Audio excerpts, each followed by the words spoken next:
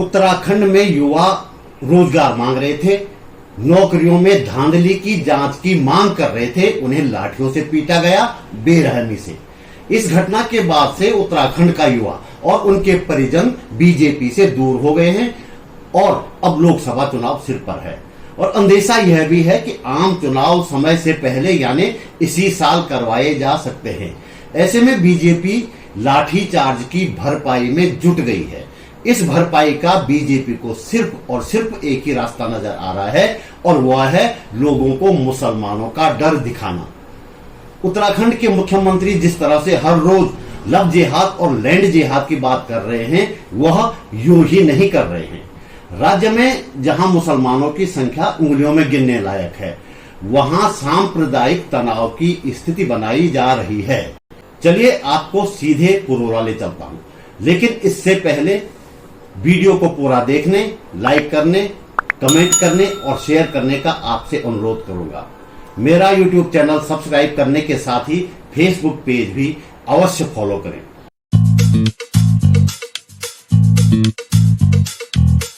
नमस्कार, आप देख रहे हैं सरकार के नहीं सरोकारों की बात बोलेगी। मैं त्रिलोचन भट्ट। दोस्तों, इस समय मैं पुरोला में हूँ। जी हाँ, वही पुरोला जिसे इन दिनों हिंदुत्व की प्रयोगशाला बना दिया गया है।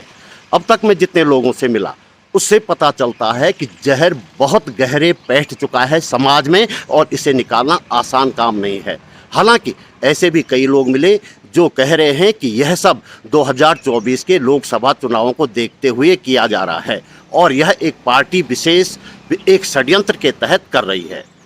पुरोला में आखिर क्या हुआ था और इस घटना में कितनी सच्चाई है, यह जानने के लिए मैंने खुद पुरोला जाने का फैसला किया। देहरादून से पुरोला तक का करीब 6 घंटे का सफर मैंने इस रूट पर चलने वाले ट्रैकर वाहनों से तय करने का फैसला किया। जिस वाहन में मैं जा रहा था उसमें 10 लोग सवार थे, मेरे अलावा बाकी सभी लोग पुरोला के थे। देहरादून से आगे बढ़ते ही मैंने बात छेड़ दी। इस बातचीत से मोटा मोटा अंदाजा हो गया कि पुरोला में स्थिति क्या हो सकती है। इस वाहन में बैठे 2 युवक मुसलमानों को पुरोला से भगाने के पक्ष में थे, जबकि 2 ऐसी महिलाएं थी जिनका मानना था कि इस मामले में लड़की की गलती भी देखी जानी चाहिए। उनमें एक महिला ऐसी थी जो कह रही थी कि जिस तरह से बाजार बंद करवाया गया, जुलूस निकलवाया गया, वह ठीक नहीं है। वाहन में एक सरकारी स्कूल के अध्यापक थे जो पूरे रास्ते लगभग चुप्पी साधे रहे।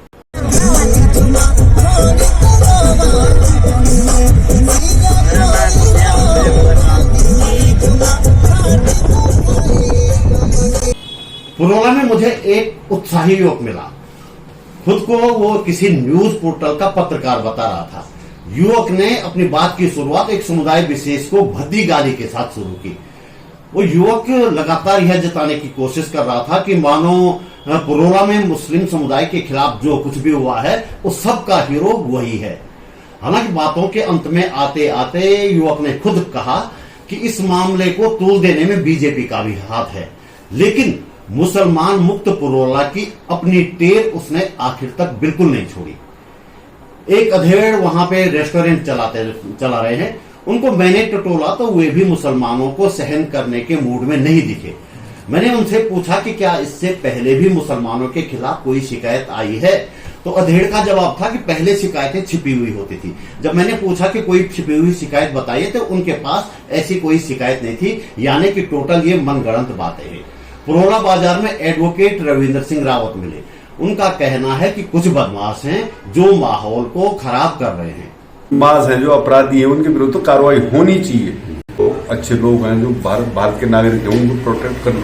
आपको लगता है कोई कुछ लोग हैं जो इस तरह का हो सकता है? इसके पीछे कोई पता नहीं, अब हमें इस चीज का पता है नहीं, लेकिन जो मुहिम चल रही है इसका हमें भी पता नहीं चल पा रहा है कि क्या है, किसके पीछे है क्या। पुरोला की घटना का असली कारण तो 2024 का लोकसभा चुनाव ही है, ऐसा माना जा रहा है, लेकिन इसका एक स्थानीय कारण भी है।